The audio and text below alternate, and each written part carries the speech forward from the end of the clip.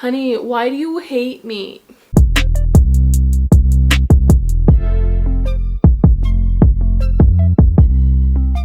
Hi guys, welcome back. Thank you so much for watching, and thank you so much for the support on my last video. I was just in a really good headspace with really good people, like over FaceTime anyway. But it was just a really good time and I had fun doing that. Just being goofy and having a little bit of a riot. That was fun.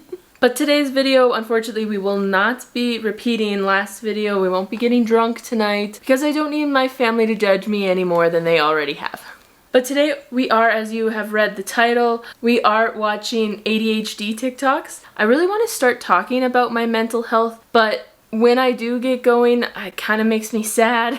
I kind of get depressed feeling again and a little bit anxious to like actually tell you guys like the truth about it. So I figure that this is maybe the easiest way through a little bit of humor, through some storytelling, and by talking about the ADHD, which is like the newest thing that I've been dealing with, I think it will be a little bit easier like for me. Only because I am just kind of learning what my little tics are. I'm learning that other people don't actually think this way, or this isn't a normal way of thinking or not a normal way of doing things. So it's fun to just like kind of go through some TikToks and just be like, dude, I do that. Oh, yeah. And to keep like the having a good time ball rolling, I am wearing, it's a Call Her Daddy sweater. It's like their merch. If you don't know what Call Her Daddy is, it's a podcast. It's on Spotify, Apple Music, wherever you listen to podcasts, really. It's a comedy and sex podcast, so put those two together and it's a great time. But really, if you're just looking for some easy listening, lots of laughs, a little scandalous, a little spicy, then take a listen to Call Her Daddy. Time to watch the first video here. Ah, I see that the burnt-out former gifted kid with ADHD and or depression, who sits horribly in chairs but still wonders why they have early-onset chronic back pain, has decided to join us. No, it's okay. You can stop bouncing your leg. There's nothing to be stressed about here. Your friends don't hate you, and neither do I. Well, the algorithm is getting kind of specific. I feel attacked. Excuse me. Truth is, actually, like my doctor even said, like while this whole diagnosis was happening, was that I probably hid my ADHD well in adolescence because I was really good at school and it wasn't challenging. And then I got to university where I did not stay for very long. I couldn't focus if I wasn't interested in it at all. We should have known then, but we didn't. Okay, that was the start. We're gonna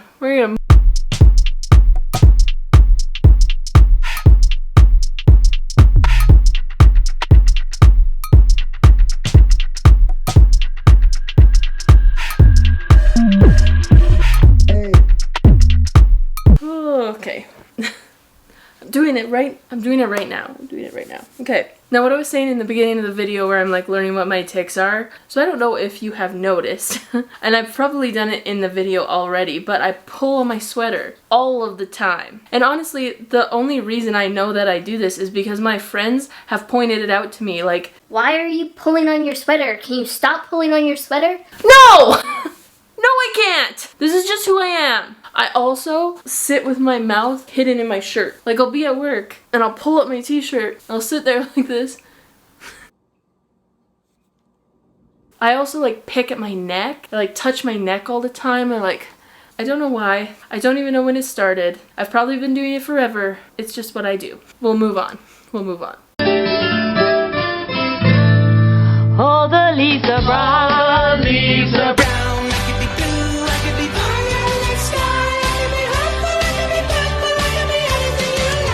No. Oh my goodness. So, my problem with life most of the time is that it's boring. Everything is boring. When I'm not interested in something, I have zero time for it. I don't want to do it. I can't stand it. It causes me to start a lot of things because the best part is like gathering the things I need to do it, making a plan, executing the plan, and then when I have everything ready, like I've already anticipated what is gonna happen, I already know exactly how it's gonna go, therefore it's boring. or I imagine stuff is going to be so much better or make me feel something. And then when I try to do it, it just doesn't work out. Like when I was a child, I loved to draw like cartoons and stuff. So I thought as an adult, when I was in the thick of depression, I thought I would just try and get some art supplies and draw and start drawing again to like feel joy about everything. I think I drew like an eye. Then I realized that it's incredibly boring and I have no time for it. I also thought that maybe I could scrapbook because like that's real cute and like a nice way to save your memories. So I went to Michael's, I got that fancy paper, like little stickers, I bought it all. I made my sister like a welcome home scrapbooking page thing for when she moved into her new house. And then I've never made a single thing since because it's boring. It is boring, so not doing it. Anyway, that's my real life. We're just gonna keep going. ADD, it must be so fun and quirky. No, it's not, because I lost my coffee and I've been looking for it for 15 minutes. I went from one room to the next and it's gone! I found it. It was where I was sitting originally. Okay, if you ever come to my house, like I'll invite you over sometime, but if you ever come and you're like, it kind of looks a little bit cluttered, you don't need to have all of your appliances on your counter. You can put them away and then take them out when you need them. To which I reply, No, I cannot. there's such thing as object permanence. If I don't visibly see it, it doesn't exist. But it also goes for things have a place, even if it looks disorganized to you. Therefore, if I move something or I'm not paying attention and I put something down where it's not supposed to be, I go into a panicky rage where I'm just upset. I can't find it. Where did it go? But it also goes for like the things that I own that I don't remember that I own. I think there's another video that I saved that kind of shows this. And now, things in my ADD household that just make sense. This pile of boxes that's been sitting on the ground for a week. This pile of drawer knobs and beer. I haven't installed the drawer knobs and I don't drink beer. Some poster board conveniently stored in the dining room next to a bag of scraps, just in case I want to do a project. 17 cans of pasta sauce because I always forget if I've bought it or not. This stack of bills that I can't remember if I've paid. Laundry pile. These plants that I bought last week when I decided to get really into plants. My vanity. This concertina I'm totally gonna learn how to play. Adderall. Adderall. Adderall. Unbuilt shelves. Pictures I haven't hung up since we moved in. That's what it's like. I either have good ideas that I have no motivation to finish, or it turns boring and I don't want to finish, or I don't want to put things away because I know where they are and I use them constantly, so it's better that they're out because then I'll use them. Or they're supposed to go away, I'm not using them, but I just haven't been able to get there because it's now grown to this overwhelming mass that I can't deal with. So it might look like a cluttered mess to you, but that's my real life. You people that don't have ADD or ADHD? I don't get it. I'm seriously just walking around all, I think I'll complete this task now. Let's remain on this topic of discussion. Fucking weirdos.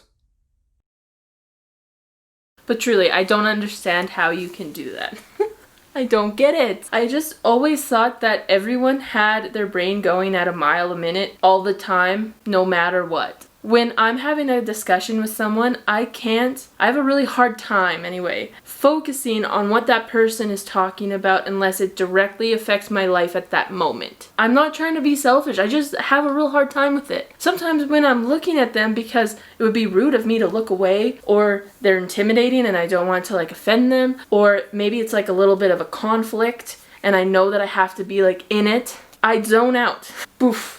I'm gone. I'm no longer there. I have checked out. I've popped smoke. Bye, bitch.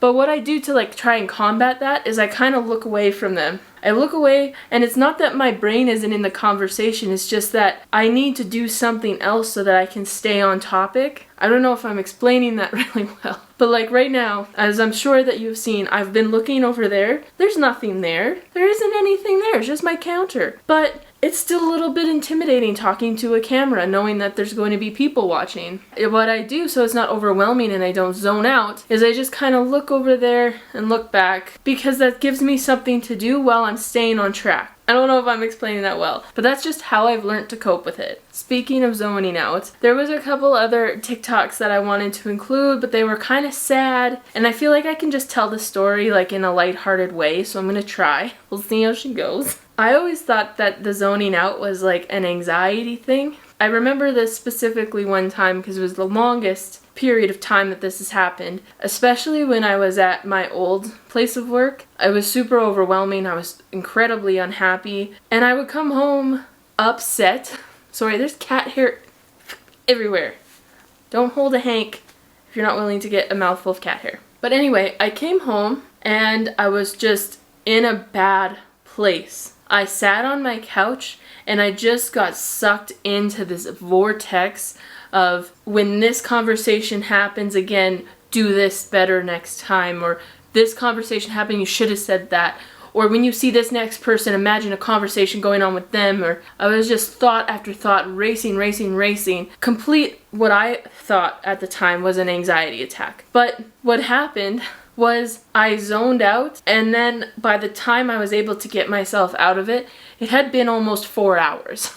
I just brushed that off as like a bad anxiety attack, to be honest with you. It's a little sad for me to think about. It's just frustrating. All these things that now seem so kind of blatant, but never even crossed my mind, my therapist's mind, my social worker's mind, my parents' mind. It's just a frustrating thing, you know? And I don't want to end this on a sad note or anything like that. I don't mean that, but I'm honestly trying to talk about my mental health and like kind of like what my struggle has been and what it is. This is just like my real story. This is just like what I'm actually dealing with. But yeah, I'm a little bit nervous about talking about it. I don't know if you can hear it in my voice, but it's something that is worth talking about. I don't know if anyone else has been on like the same struggle, or you're going through your own depression, anxiety, even just like a depressive episode, but the power of just admitting it, saying that you have it, using your voice and talking about it, not like letting it fester and rot in your brain, it truly does make you feel a little bit better, even if you're nervous or anxious to tell other people. It really does help to open that door, that dialogue. And I don't mind being first, but I hope that this helps people follow me. If you can relate or you have anything to say, maybe you have other experiences dealing with the same thing, if you're diagnosed or not, all still valid. You're valid. But let me know in the comments. Let's talk about it, because it's a little bit scary when you're by yourself. But we're gonna move on to a little bit of palate cleanser, because I think I need it, and I think it would be a good thing for both of us, you know? Welcome to Jurassic Park.